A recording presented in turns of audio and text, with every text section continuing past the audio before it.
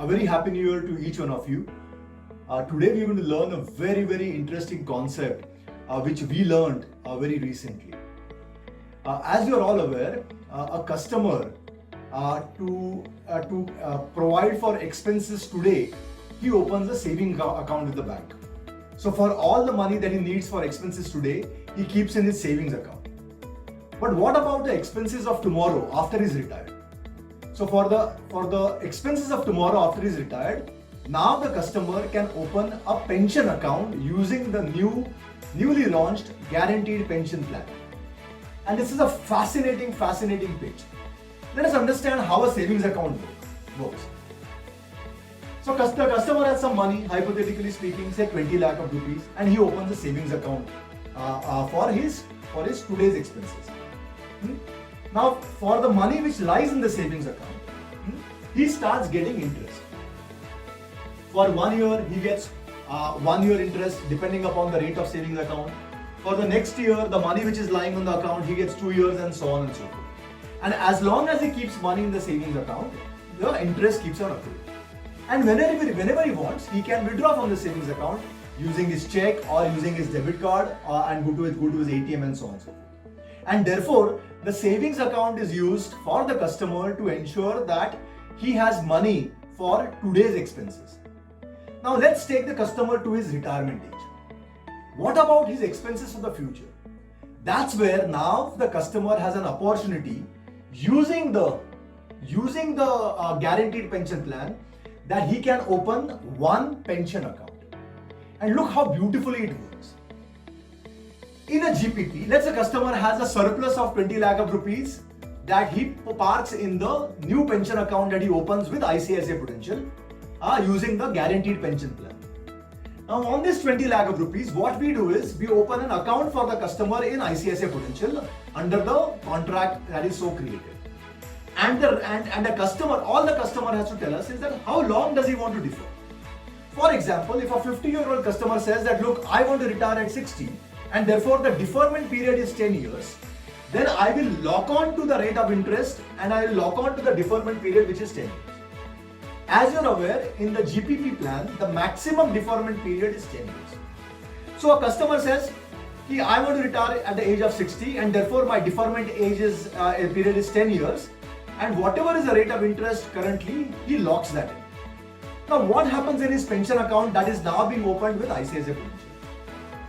Every year, that rate of interest gets accumulated in his new pension account. So the first year, one interest, the second year, two installments, the third year, and so on and so forth. And when the customer retires after his deferment period, the rate of interest which has been locked in starts moving. Instead of coming into his pension account with ICICI Prudential, it starts going to his savings account with his current bank, which could be any of the banks that he banks to. So the difference in a savings account and a pension account with GPP is that in a savings account, the money accrues in his savings account and he can withdraw it. In the pension account, however, the money accrues in his pension account with ICICI Prudential Life Insurance, and he will get the money in his savings account after the deferment period is over, which is in this case after 10 years. So after 10 years, whatever is the rate of interest that he's locked in, he starts getting that as his pension in his savings account, and after he passes on, whatever is this purchase price goes to his nominee.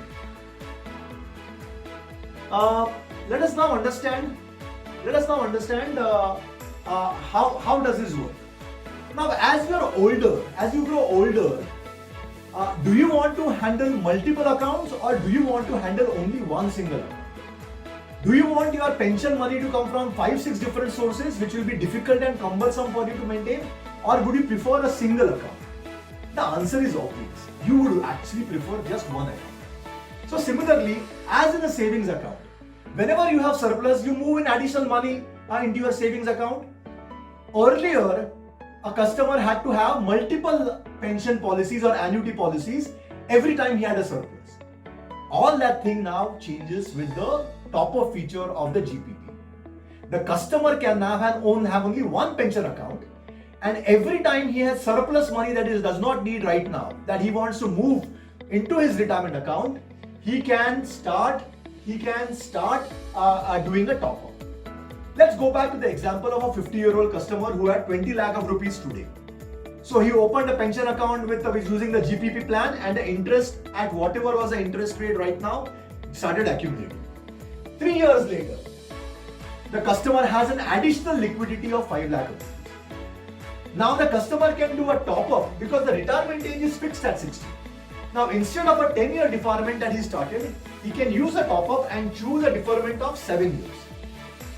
Which means that from the next year onwards, if you look at the blue bars, that is the interest for the top up amount. That interest of the top up amount will start accumulating along with the orange bars, which is the interest on his primary account. So now, depending upon the surplus he has, for the next 10 years, he can start putting money which is surplus for his pension account with a reducing deferment period. 10 years for the first one, the second installment was surplus was the 7 years. If the next installment is the 3 years and so on and so forth, the deferment period cannot be changed. The deferment period is chosen.